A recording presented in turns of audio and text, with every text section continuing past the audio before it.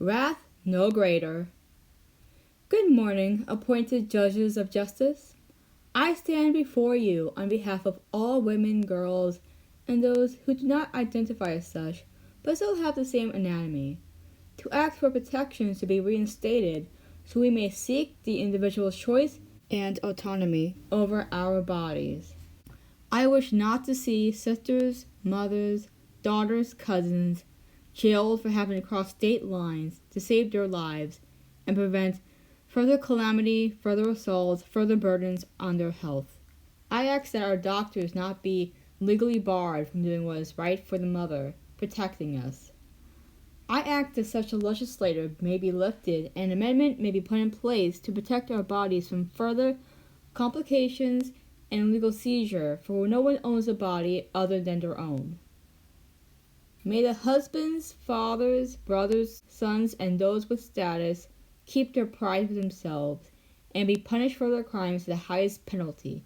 They claim they're here to protect their women, yet can't help but lay a finger on her out of lust or control.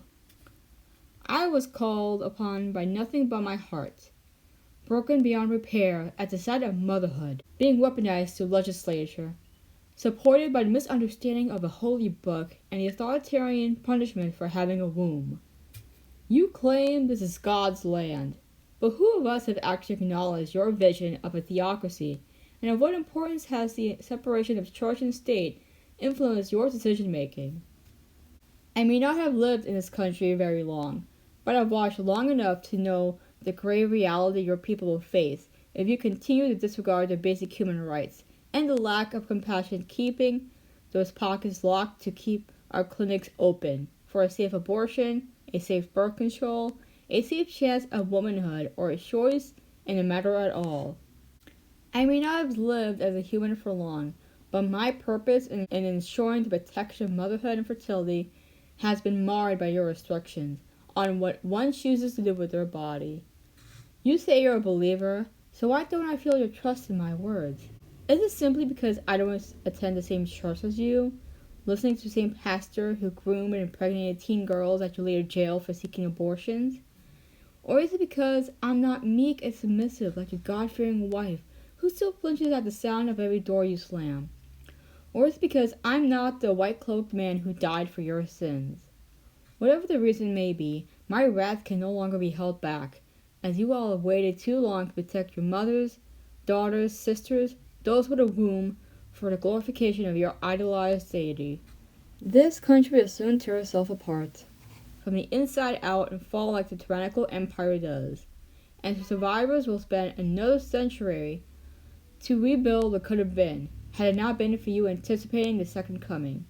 If you survive somehow, the scorn of those who lost everything thanks to you will hunt you down like a dog in a den of wolves. Vengeance for the future, avenging the legacy. Heed my warning of the inevitable apocalypse, all in the palms of your hands, unless you amend what will eventually become your downfall. Protect your people. Criminalize those who violate our bodies, simply for having a womb.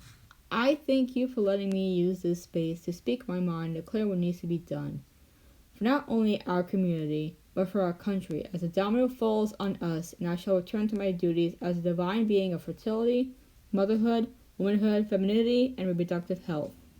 As you obey your God, please obey the words of this deity, for hell knows no fury greater than the God's wrath, and with my power and those I protect, may their wrath be greater at last than your privilege.